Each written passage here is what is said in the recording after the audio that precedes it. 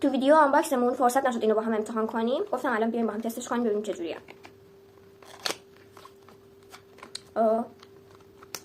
قبلا از اینجور چیزا نداشت، بسته‌بندیش خیلی ساده بود. اگه نمیدونین این چیه، این واسه جوشه سرسیاه روی بینی یا هر جای صورته. قبلا کاغذاشو همینطوری مینداختن تو جعبه، الان واسه یه باکس جدا دارن. این هم هست. خود محصول اصلا پکیجینگش هم تغییر کرده. جالبه. یه اپلیکاتور هم همراهش اومده که قبلا نبوده حقیقتا. چه اپلیکاتور بی‌کیفیتی هم هست. از برند لامبناست و من خیلی از این برند راضی بودم.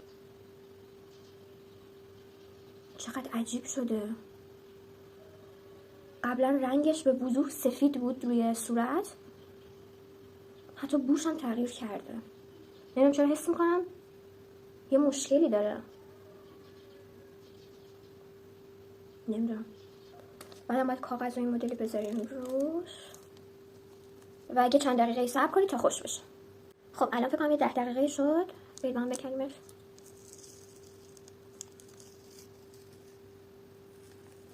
آی نه بچه ها، مثل اینکه کیفیتش همون کیفیت سابقه، فقط یه خورده پکیجینگش رو اینا تغییر کرده.